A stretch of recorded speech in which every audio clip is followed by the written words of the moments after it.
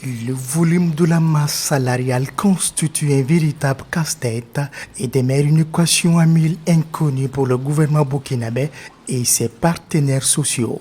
Selon les chiffres rapportés par l'économiste du Faso, la masse salariale 2020 absorbe pas moins de 53,18% des recettes fiscales et il représente 878 milliards de francs CFA, soit une hausse de 5,04%.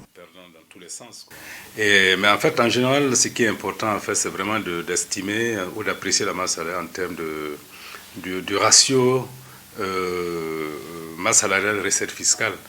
En 2019, par exemple, ce ratio masse salariale recette fiscale était de 55,32%. En moins de 10 ans, la masse salariale a triplé au pays des hommes intègres.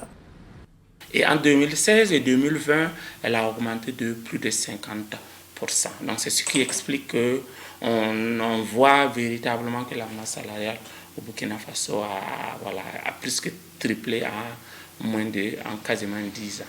Pourtant, la norme communautaire UEMOA, Union économique et monétaire ouest-africaine, précise que la masse salariale ne devrait pas dépasser 35% des recettes fiscales. Toujours dans un contexte historique, ça fait bien longtemps que le Burkina Faso n'a pas respecté ce critère de l'UEMOA, bien avant 2005. Et clairement, si la masse salariale augmente au détriment des investissements, on aura un problème de croissance économique, donc ça peut impacter négativement, ça peut avoir un impact négatif sur le niveau de la croissance.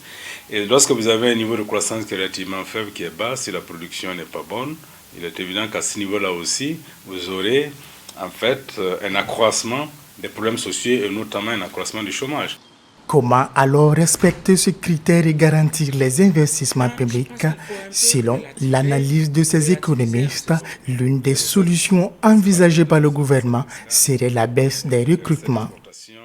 Entre autres mesures que l'État a préconisées pour réduire, c'est de dire qu'en fait on va recruter moins d'agents, on va réduire le rythme de recrutement en fait dans la fonction publique et même voir dans quelle mesure on va se confiner uniquement dans les recrutements dans les secteurs prioritaires.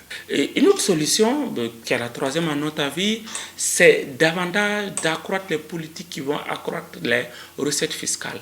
À ce niveau, je pense qu'il faut féliciter les autorités burkinabées, en ce sens qu'en 2010, et notre capacité de recrutement fiscal, de recrutement des ressources fiscales était autour de 10,5%. Et en 2020, nous sommes à 18,5%. Ce qui classe le Burkina Faso en 2020 comme le deuxième meilleur élève dans ce sens. Tout compte fait, estime le ministre burkinabé de l'économie, le Burkina est l'un des pays ayant dérapé en termes de masse salariale, car le ratio masse salariale recette interne avoisine les 50%.